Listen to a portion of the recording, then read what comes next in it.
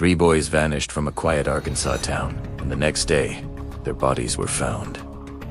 A town gripped by fear, a police investigation under pressure, and 3 teenagers accused of a crime so shocking it would haunt America for decades. 1 would face death row.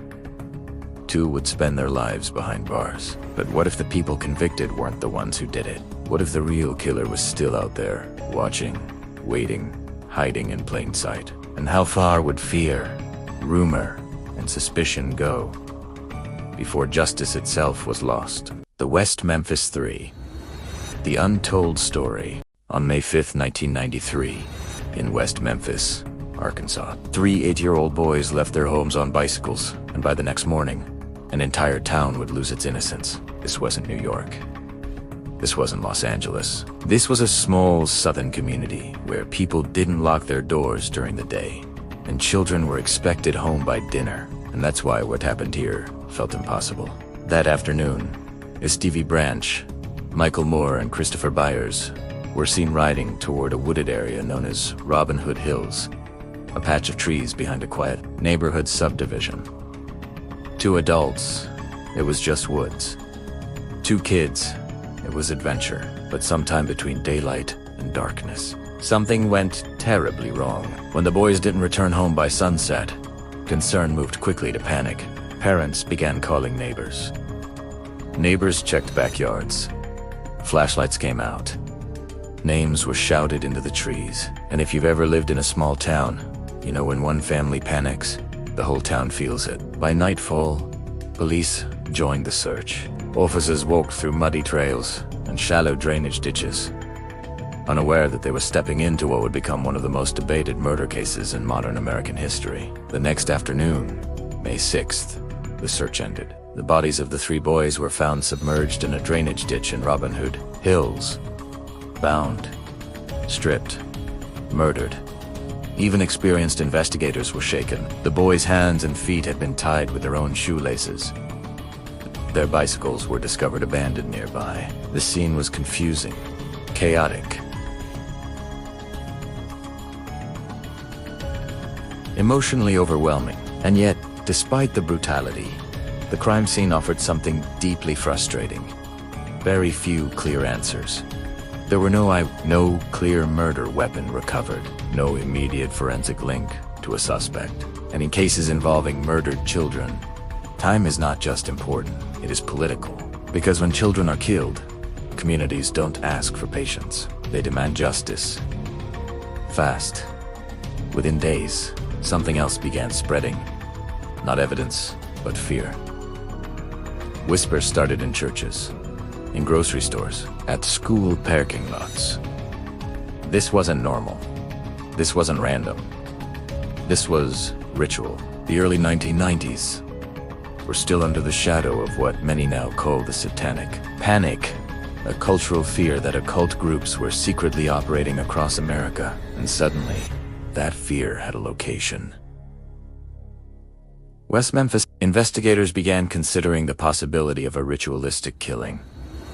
The bindings, the rumors, the atmosphere of dread. But here's the psychological turning point. When investigators look for evil, they often begin by asking, who looks like evil? And in a conservative, church-centered southern town, that question doesn't take long to narrow. There was a teenager in West Memphis who wore black, listened to heavy metal, read about the occult, spoke openly about alternative beliefs. To some, he was simply different. To others, he fit the image that fear had already created. His name was Damien Echols. Before forensic testing was completed, before physical evidence tied anyone to the scene, before a full investigative timeline was built, suspicion had already found a direction. And once a community emotionally commits to a direction, reversing that momentum becomes almost impossible. Here's what makes this case disturbing. The investigation did not begin with strong physical evidence. It began with pressure. Media trucks arrived. National headlines formed. Parents demanded answers. And under that pressure, the need for a suspect became urgent. Within weeks, 3 teenagers would be arrested. But the core of the case, the piece that would send one of them to death row, would not be DNA. It would not be fingerprints. It would not be eyewitness testimony.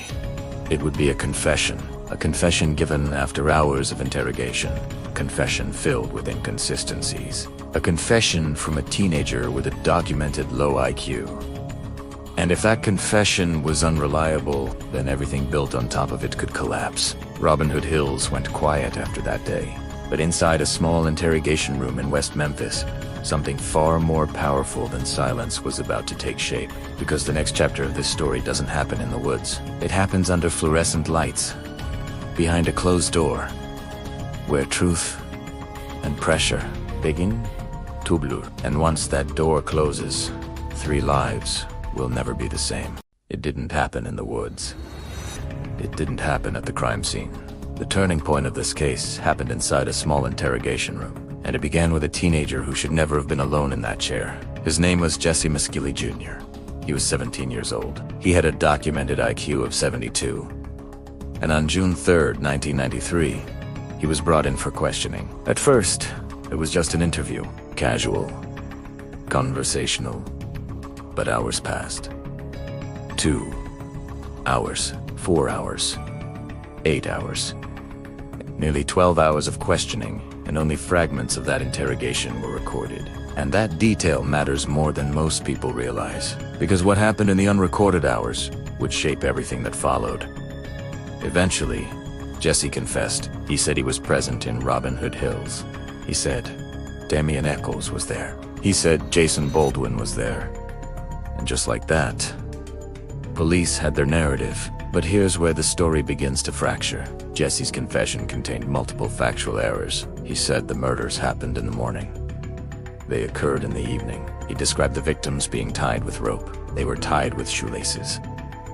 He said one child was sexually assaulted. Medical evidence did not confirm that claim. Over and over, investigators corrected him.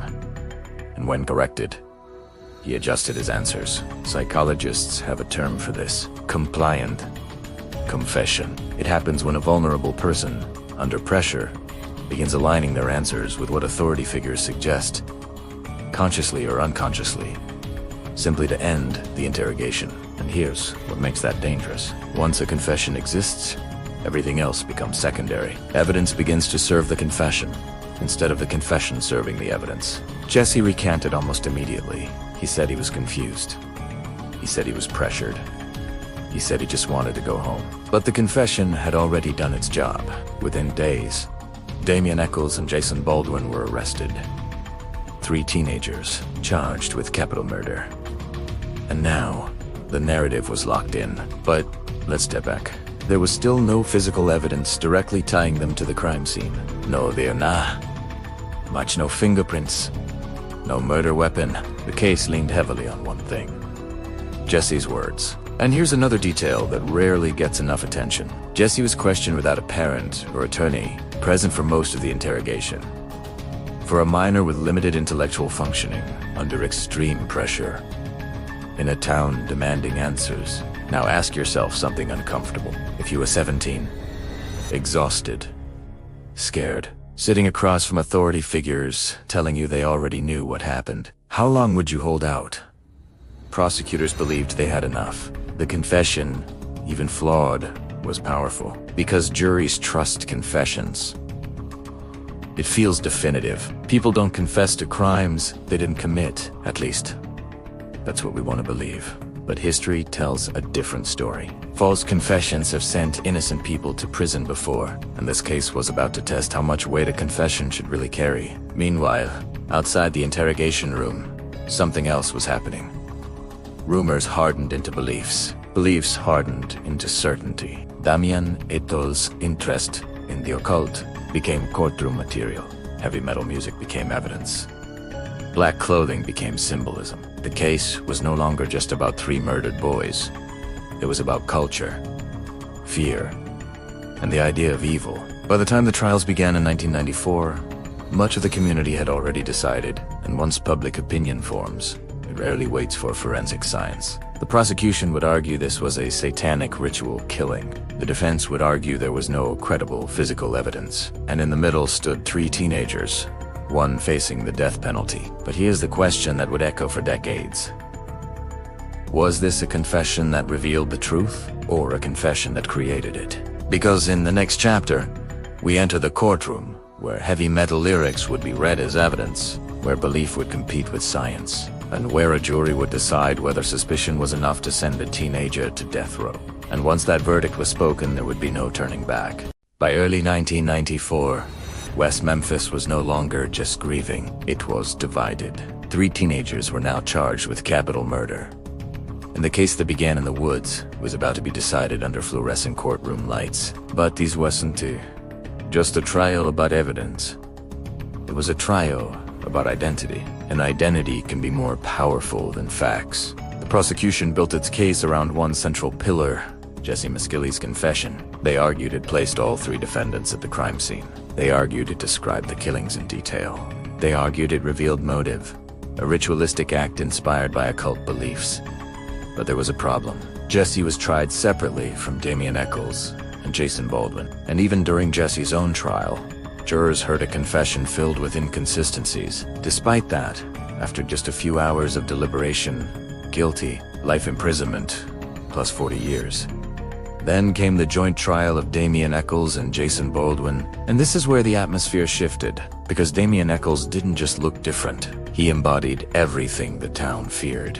Black clothing, interest in the occult, non-traditional beliefs. The prosecution introduced testimony about satanic rituals. They questioned Echols about his music preferences. They discussed his reading material. They painted a picture, not just of a suspect, but of evil. But here's what many legal experts later pointed out. There was still no physical evidence directly tying Echols or Baldwin to the crime scene. No DNA match, no fingerprints, no fibers conclusively linking them. The state's argument leaned heavily on belief, character, portrayal, and the confession of a co-defendant who had already recanted. Now imagine being on that jury. You've seen photos no one should ever see. You've heard emotional testimony from grieving parents. You're told this was ritualistic. You're told these teenagers were fascinated by dark themes. And outside the courthouse, the community demands justice. How do you separate emotion from proof? The defense argued the investigation was rushed. They questioned the interrogation tactics used on Jessie. They emphasized the lack of forensic evidence. But in a capital murder trial involving 3 children, logic fights an uphill battle against emotion, and emotion often wins. After weeks of testimony, closing arguments were delivered. The jury left to deliberate, and the fate of 2 teenagers rested in their hands. When they returned, the courtroom fell silent. Jason Baldwin guilty. Damien Echols guilty. But it didn't end there, because Arkansas law allowed for the death penalty in capital murder cases, and prosecutors were seeking it. The penalty phase began. The same jury that had just declared Echols guilty now had to decide whether he should live or die. Think about that psychological weight. You've already decided he committed the crime. Now you're asked to decide if he deserves execution. On March 19th, 1994, the sentence was delivered. Jason Baldwin, life imprisonment without parole. Damien Echols' death by lethal injection. He was 19 years old. 19. In that moment, the case felt finished. 3 convicted killers, 1 sentenced to die. Justice served. But outside the courtroom, something unusual was beginning to grow. Doubt. Journalists started asking questions. Why was there no direct forensic link? Why was the confession so inconsistent? Why were cultural interests treated as evidence of murder? And then something happened that would change everything. A documentary crew had been filming the trial, and when the footage was released, America saw the case for itself. Not through headlines, not through rumor, but through raw courtroom reality. And what millions saw would ignite a national debate. Because the question was no longer just, are they guilty? It became, did the justice system get this wrong? As Damien Echols sat on death row, as Baldwin and Miss Kelley began life sentences, a movement was quietly forming outside prison walls. And in the next chapter, we'll see how a documentary, celebrities, forensic science, and new DNA testing would reopen a case the courts believed was closed. Because sometimes, a verdict is not the end of the story. Sometimes, it's just the beginning of the fight. For years, the verdict felt final. 3 teenagers convicted. 1 on death row. 2 serving life. The legal system had spoken, but in 1996, something happened that would quietly reopen a case most people thought was over. A documentary was released, its title, Paradise Lost. The child murders at Robin Hood Hills. And when audiences across America watched the trial footage for themselves, the certainty began to crack. The documentary didn't tell viewers what to think. It showed Tim. It showed Jessie's inconsistent confession. It showed the prosecution's focus on occult symbolism. It showed a courtroom where personality often overshadowed physical evidence. And suddenly, people outside Arkansas were asking a dangerous question. What if this wasn't justice? The film reached millions. College students debated it. Legal experts analyzed it. True crime communities began forming around it. And support for Damien Echols, Jason Baldwin, and Jessie Miss Kelley started growing beyond state lines. Then something even more unexpected happened. Celebrities began paying attention. Actors, musicians, writers, public figures like Johnny Depp and Eddie Vedder publicly questioned the convictions, not because they claimed to know the truth, but because they saw what many viewers saw. A case built more on narrative than science. And when celebrities amplify doubt, it travels fast. But media attention alone doesn't overturn convictions. Science does. By the early 2000s, forensic technology had advanced dramatically. DNA testing methods were far more precise than they had been in 1993. And the defense began pushing for new analysis of the evidence. Because if the original investigation lacked clear forensic proof, modern science might finally provide it. When new DNA testing was conducted, the results were startling. None of the DNA recovered from the crime scene matched Damien Echols, Jason Baldwin, or Jessie Miss. Not a single direct forensic link. After nearly 2 decades in prison, after one man sat on death row, after families believed justice had been served, the physical evidence did not connect the convicted men to the murders. No, to be clear, the DNA did not conclusively identify another killer either. But it did something powerful. It removed certainty. And once certainty is removed from a capital murder conviction, the entire case shifts. Legal teams filed motions, appeals intensified, experts re-examined bite mark analysis and fiber evidence used at trial. Some forensic conclusions from the 1990s began to look outdated, and prosecutors now faced a new dilemma. If the convictions were overturned, the state would have to retry a case nearly 20 years old. Witness memories had faded. Evidence had degraded. Public opinion had shifted, and the cost, financially and politically, would be enormous. Meanwhile, inside prison walls, time kept moving. Damien Echols spent years on death row, isolated, confined, waiting. Jason Baldwin and Jessie Miss Kelley lived decades behind bars. Birthdays passed, familias ahead. The victims' loved ones remained in grief. And America watched, because now the case wasn't just about guilt or innocence. It was about the justice system itself. Can a system admit when it may have been wrong, or does it defend its past decisions at any cost? By 2010, the pressure was mounting. Defense attorneys prepared for a new evidentiary hearing.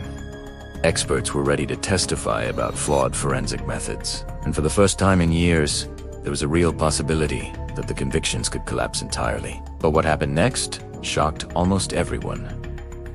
Because instead of a retrial, instead of a full exoneration, the state offered something unusual, a legal compromise. A deal that would free the men, but would not declare them innocent. It was called an Alford plea.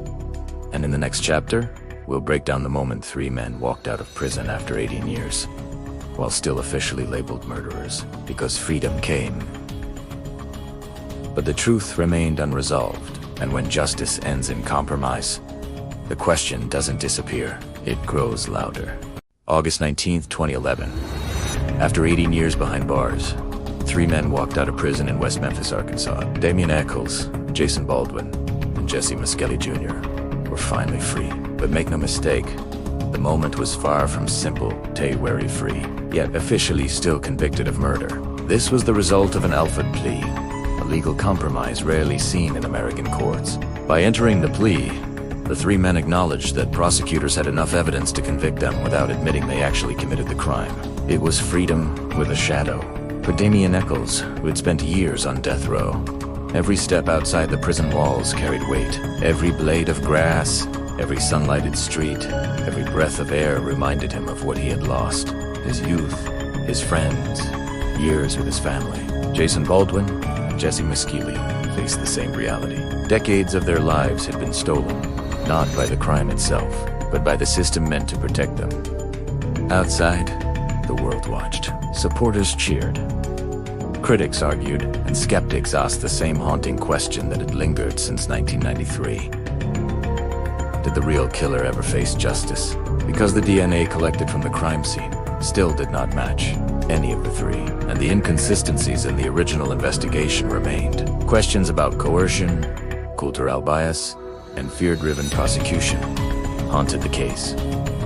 And America couldn't stop asking. Could three innocent teenagers really have spent 18 years behind bars for a crime they did not commit? The documentary Paradise Lost and its sequels, along with media coverage, had changed public perception. Millions had seen how fear and rumor can shape a community, and how narrative can outweigh evidence. By the time Damien, Jason, and Jessie left prison, they were heroes to some, villains to others, and symbols of a justice system struggling to reconcile truth, evidence, and public emotion. But here's the twist. Even after their release, the case remains officially unsolved. The real killer, if it wasn't them, has never been conclusively identified. Robin Hood Hills is still the same woods, but the shadow of those murders lingers. And the story of Damien Echols, Jason Baldwin, and Jessie Miss Kelley Jr. continues to divide opinion. The West Memphis Three case teaches us something critical. Justice is not just about facts. It is about perception, pressure, and the fragile line between truth and belief. And sometimes, freedom comes without closure. For viewers, the haunting question remains: who really killed Stevie Branch, Michael Morey, and Christopher Byers? And would we recognize the truth if it stared us in the face? Or would fear and assumption blind us? Again, the West Memphis Three are free. The mystery remains. And the story, the lessons it carries about fear, justice, and innocence will never truly end. After 18 years behind bars, Damien Echols, Jason Baldwin, and Jessie Miss Kelley finally walked free. Yet in the eyes of the law, they were still convicted. The 1993 West Memphis children case, Michael Morey and Christopher Byers, remain officially unsolved. The real killer, still unknown. Robin Hood Hills holds its secrets tight, and the questions this case raises aren't just about one town or one trial. How much do we really know about truth? How Ali can fear, rumor, and assumption shape the outcome of justice? Freedom came, but certainty did not. And the line between innocence and guilt, between justice and fear, remains blurred. The story of the West Memphis Three isn't just history. It's a warning, a reminder that truth, doubt, and justice can coexist. Sometimes in the same moment, and sometimes in ways we may never fully understand. Asterisk, if you think you can handle the truth behind justice and fear, subscribe and turn on notifications, because the next story may make you question everything you thought you knew about crime, guilt, and innocence.